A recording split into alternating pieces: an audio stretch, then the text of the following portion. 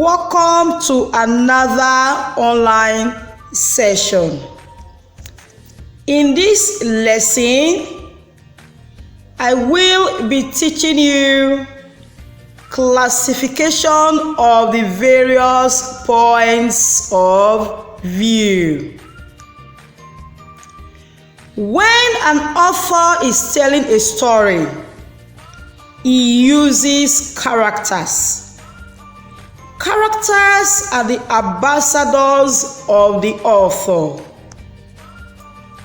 And these characters could be people, animals, or creatures that the author uses to develop the plot of his story. They could be people or animals. An author tells a story from a certain angle or perspective known as points of view. Take a proper look at this picture. You could see the figure here as 6 or 9. It all depends on where you are standing or where you are viewing it from. Some people could refer to this glass as half empty or half full. The way you see it depends on the angle or perspective that you view it from. It all boils down to points of view. The author chooses who is to tell the story by determining the viewpoint. Who is placed in inverted commas here because the character may not necessarily be a human being. The character could be an animal or an inanimate object. Many stories have the protagonist telling the story, while in others, the narrator may be another character or an outside viewer. That is, a narrator who is not in the story at all. Types of point of view. First is first person point of view. This is a method of storytelling in which a narrator recounts, narrates events from their own perspective. In this point of view, the narrator is the main character. This is the narrator who is the protagonist narrating or recounting his own story. As a reader, you can only experience the story through this person's eyes. So you won't know anything about the people or events that this character has not personally experienced. And that is because the narrator will only recount things that he saw or the events that he took part in. First person point of view uses the following pronouns: I, me, we, us, ourselves. Take a careful look at these pronouns. They all indicate that the protagonist or the narrator is a part of the story. It involves him. Next is second person point of view. In second person, the narrator is speaking to you. You here refers to the reader.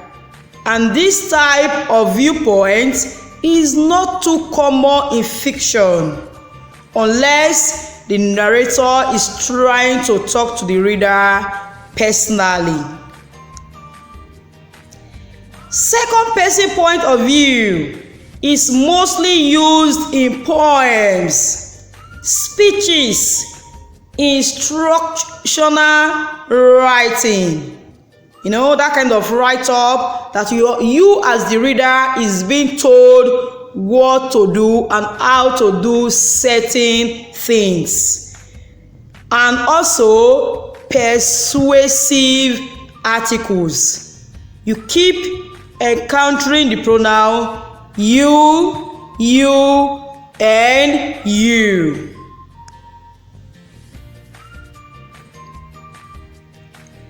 Second person point of view makes use of the following pronouns: you, your, and yours. Then there is the third person point of view.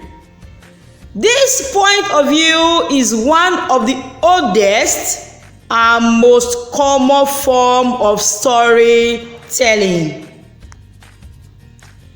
In third person point of view, the narrator exists outside of the story and addresses the characters by names.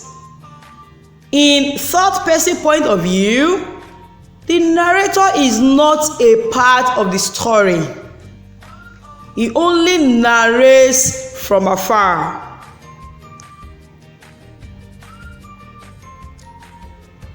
This point of view uses pronouns like he, she, they, him, and so on and so forth.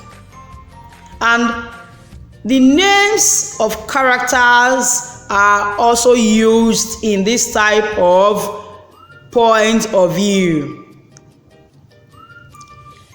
There are three main types of third person point of view, and they are third person limited. If the author relates the events of the story from the perspective of only one character, this is known as third person limited point of view. And the reader can see into the mind of only one person or character. Take note that in this type of third person point of view, the narrator is not a part of the story. He only knows or recounts the experiences of only one character. Hence, the name third person limited. There is the third person multiple point of view. Using this point of view, the narrator can follow multiple characters in the story. It ensures the reader knows when he is switching from one character to another. There are several characters in this point of view, that the narrator recounts their experiences. It makes the switch obvious with chapter or section breaks. There are some storybooks that use this type of point of view. It is the duty of the narrator to make the reader know when he is switching from character A to character B. There is lastly the third person omniscient point of view. As the name implies, an omniscient narrator is all-seeing and all-knowing. This narrator knows and sees everything about every character at any given time in the story. He knows what they are thinking. That is why some books refer to this point of view as the eye of God. In all the characters, wherever they are, whatever they do, even what they think in their minds, the omniscient narrator knows everything.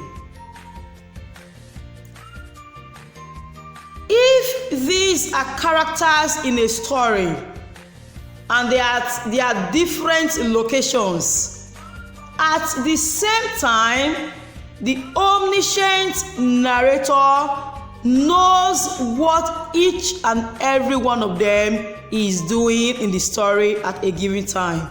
That is why he is all-knowing and all-seeing. All right, I have just discussed with you the various points of view. We expatiate on this in our physical class. Bye for now.